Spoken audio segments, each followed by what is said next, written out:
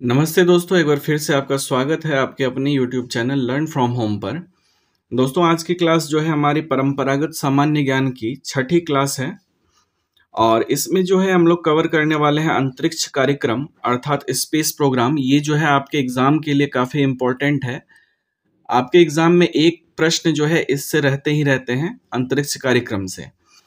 और मैं जो इसको कवर कराने वाला हूँ ये पिछले वर्षों में पूछे गए बिहार पुलिस, बिहार दरोगा और जितने भी बिहार पुलिस के द्वारा आयोजित परीक्षाएं हैं उसमें पूछे गए सवालों का जो निचोड़ यहाँ पर है, सभी सवाल ले लिए हैं और इसको हम लोग जो है नए डाटा के अकॉर्डिंग पढ़ने वाले हैं। तो आप में से जो भी छात्र चैनल पर पहली बार आए हैं वो इससे पहले की क्लास को देख सकते हैं चैनल के प्लेलिस्ट से। और दोस्तों, आगे आने वाले वीडियो का नोटिफिकेशन आपको मिल सके इसके लिए चैनल को सब्सक्राइब जरूर कर लेंगे। चलिए आप वीडियो को लाइक कर लीजिए, मैं स्टार्ट करता हूं। पहला प्रश्न है दोस्तों हमारा, के सिवान अध्यक्ष थे। तो के सिवान जो है दोस्तों ये इसरो के अध्यक्ष थे। अंतरिक्ष वैज्ञानिक के सिवान जो है इसरो के पूर्व अध्यक्ष थे। इन्हें भारत के अंतरिक्ष कार्यक्रम के लिए क्रायोजेनिक इंजन के विकास में महत्वपूर्ण योगदान के लिए जाना जाता है। वर्तमान में दोस्तों इसरो के जो अध्यक्ष हैं इनका नाम आप ध्यान में रखेंगे, डॉक्टर एस सोमनाथ जो हैं ये वर्तमान अध्यक्ष हैं। अगला प्रश्न है, निम्नलिखित में से कौन जुलाई 2021 में अंतरिक्ष में यात्रा करने वाली दूसरी भारतीय मूल की महिला बनी है? तो ये बनी है दोस्तों सिरिसा बांदला। इनका नाम आप ख्याल रखिएगा। सिरिसा बांदला जो है ये जुलाई 2021 में अंतरिक्ष में यात्रा करने वाली द्वितीय भारतीय मूल की महिला बनी है और पहली भारतीय मूल की जो महिला है ये कल्पना चावला है। और सिरिसा बांदला का जो संबंध है दोस्तों ये आंध्र प्रदेश राज्य से संबंधित है। आंध्र प्रदेश के गुंटूर जिले की ये हैं, तो इसको भी आप ध्यान में रखेंगे। अगला प्रश्न है दोस्तों, भारतीय रॉकेट से छोड़े गए विश्व के सबसे छोटे अंतरिक्ष यान का नाम क्या है? तो इसका नाम है दोस्तों स्प्राइट्स। तो भारतीय rocket polar satellite launch vehicle यानी पीएसएलवी द्वारा हाल ही में विश्व के सबसे छोटे अंतरिक्ष यान स्प्राइट्स को पृथ्वी की कक्षा में प्रक्षेपित किया गया है और इसका जो आकार है दोस्तों ये 3.5 सेंटीमीटर लंबाई और 3.5 सेंटीमीटर इसकी चौड़ाई है। इसमें रेडियो, सेंसर और कंप्यूटर लगाया गया है। कार्नेल यूनिवर्सिटी के शोधकर्ताओं द्वारा स्प्राइट्स का निर्माण किया गया है। इस छोटे से यान को तैयार करने वाले वैज्ञानिक का नाम जैक मैनचेस्टर है। जैक ने इससे पहले वर्ष 2011 में किकसैट नामक उपग्रह का निर्माण किया था। तो इन बातों को आप ध्यान में रखेंगे। अगला प्रश्न है दोस्तों, मेगा ट्रॉपिक्स उपग्रह संयुक्त अभियान है।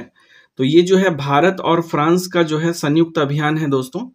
मेगा ट्रॉपिक्स उपग्रह जलवायु परिवर्तन के संदर्भ में भारत और फ्रांस का संयुक्त उपग्रह कार्यक्रम है। पीएसएलवी रॉकेट द्वारा मेगा ट्रॉपिक्स को अक्टूबर 2011 में सफलतापूर्वक प्रक्षेपित किया जा चुका है। इसको आप ध्यान में रखेंगे। अगला प्रश्न है, नेशनल रिमोट सेंसिंग एजेंसी कहाँ स्थित है? तो ये स्थित है दोस्तों हैदराबाद में। National remote sensing agency Hyderabad में स्थित है, जबकि भारतीय अंतरिक्ष अनुसंधान संगठन इसरो का जो मुख्यालय है दोस्तों ये बेंगलुरु में स्थित है और पुणे में भारतीय मौसम वेधशाला स्थित है। तो इसको पुणे को भी आप ध्यान में रखेंगे जो कि भारतीय मौसम वेधशाला यहाँ पर है। अगला प्रश्न है दोस्तों, एडुसेट प्रक्षेपित किया गया था। तो एडुसेट को जो है 2004 में प्रक्षेपित किया गया था। एडुसेट 20 सितंबर 2004 में प्रक्षेपित किया गया था। जीसैट-3 को एडुसेट के नाम से जाना जाता है। इसे इसरो द्वारा लॉन्च किया गया। यह मानव निर्मित उपग्रह है जिसका कार्य एजुकेशन से संबंधित कार्यक्रमों के प्रसारण हेतु सुविधा प्रदान करना है। यह शिक्षा की दिशा में प्रगति लाने हेतु किया गया था, जो कि एक सराहनीय प्रयास है। इसको ध्यान में रखेंगे आप। अगला प्रश्न है दोस्तों, निम्नलिखित में से कौन इसरो के अध्यक्ष थे जब चंद्रयान 2 को लॉन्च किया गया था? तो जब चंद्रयान 2 को लॉन्च किया गया था तो उस समय जो है के सिवान इसके अध्यक्ष थे। चंद्रयान 2 के लॉन्च के समय इसरो के अध्यक्ष के सिवान थे।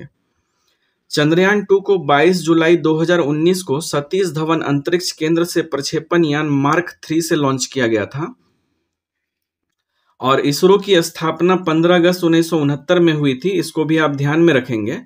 वर्तमान में यानी अगस्त 2022 भारतीय अंतरिक्ष अनुसंधान संगठन इसरो के जो अध्यक्ष हैं दोस्तों, अभी हाल में भी एस सोमनाथ हैं, इसको ध्यान में रखिएगा। अगला प्रश्न है, प्रथम भारतीय उपग्रह आर्यभट्ट को कब छोड़ा गया था? तो आर्यभट्ट को छोड़ा गया था दोस्तों 19 अप्रैल 1975 को। ये जो है पहला भारतीय उपग्रह था। आर्यभट्ट भारत का पहला उपग्रह है जिसे सोवियत संघ के द्वारा 19 अप्रैल 1975 को कॉस्मोस 3M प्रक्षेपण वाहन के द्वारा कास्पुतनियार से प्रक्षेपित किया गया था। अगला प्रश्न है, जीसैट 30 उपग्रह का संबंध किससे है? तो इसका संबंध है दोस्तों टेलीकम्युनिकेशन से। भारतीय दूरसंचार उपग्रह जीसैट 30 का संबंध टेलीकम्युनिकेशन से है।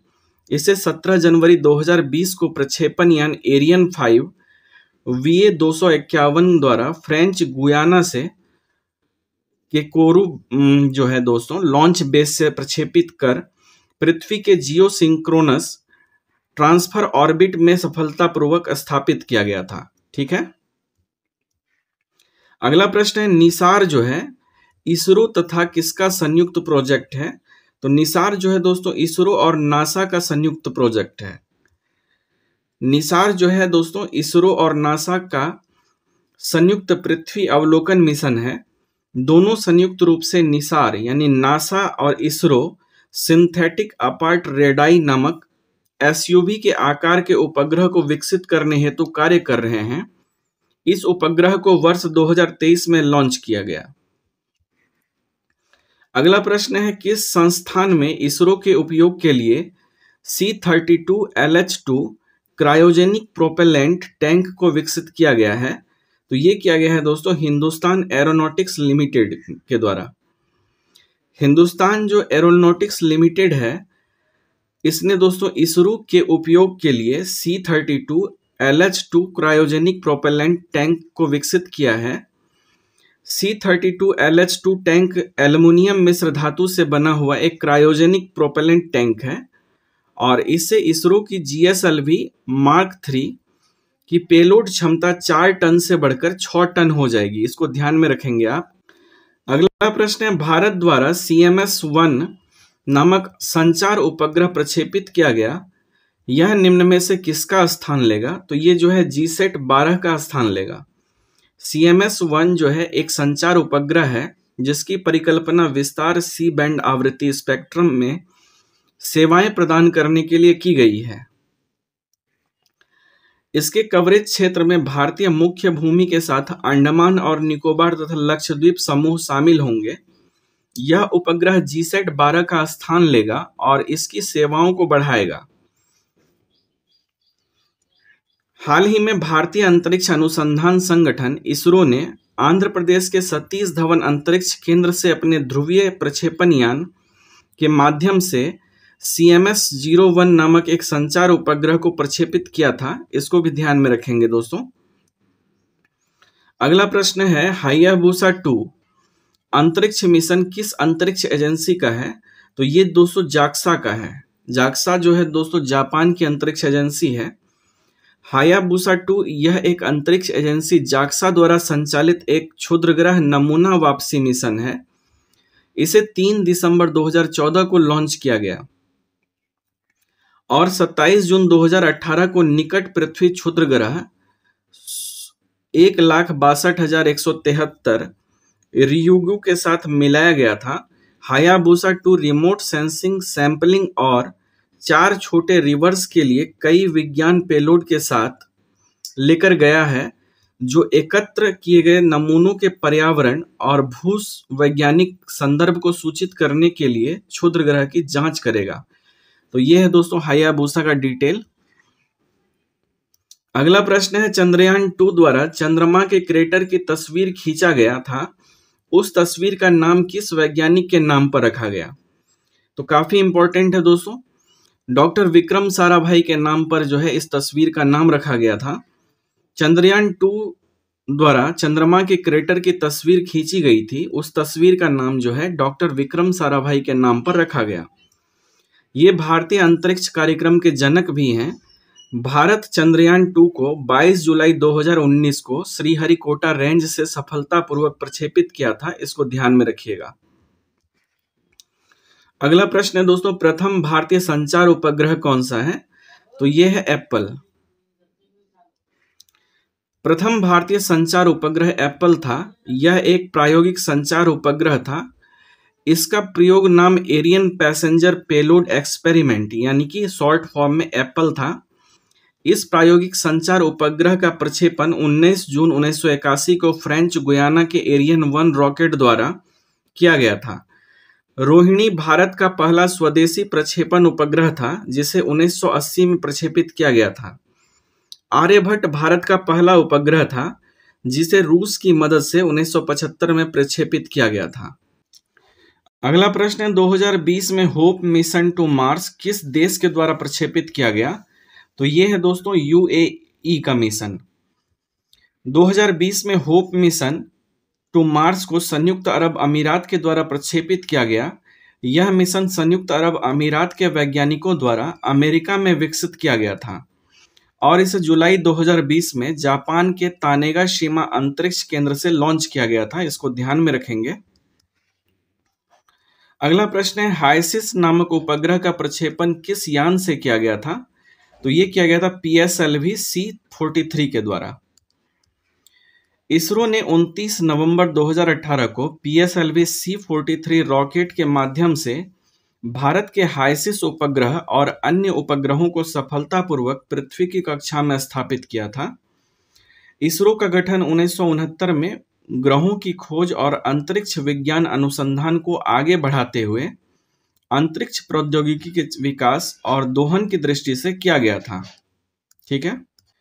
अगला प्रश्न है, सबसे पहले किस जीव को अंतरिक्ष में भेजा गया था?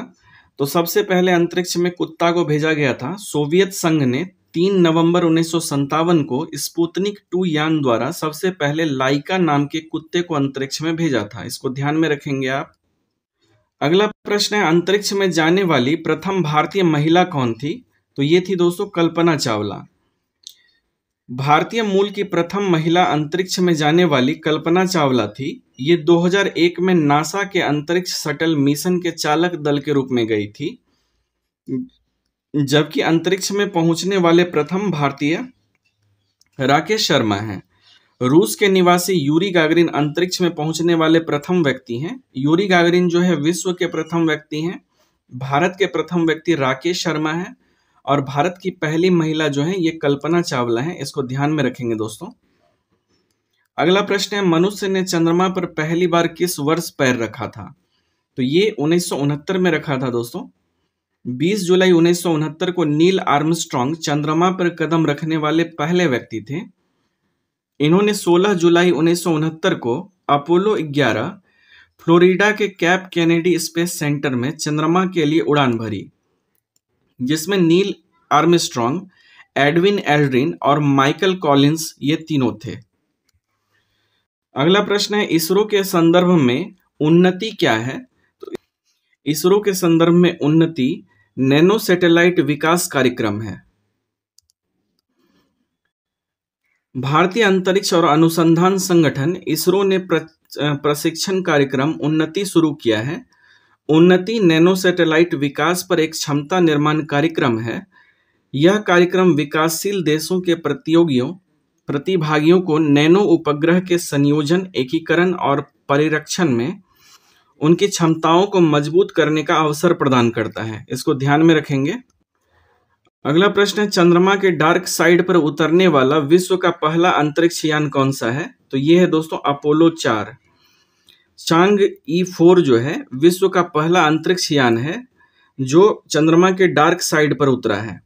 यह चीन का एक रोबोटिक अंतरिक्ष यान है। यह चंद्र अन्वेषण कार्यक्रम का दूसरा चरण है, इसको भी आप ध्यान में रखेंगे।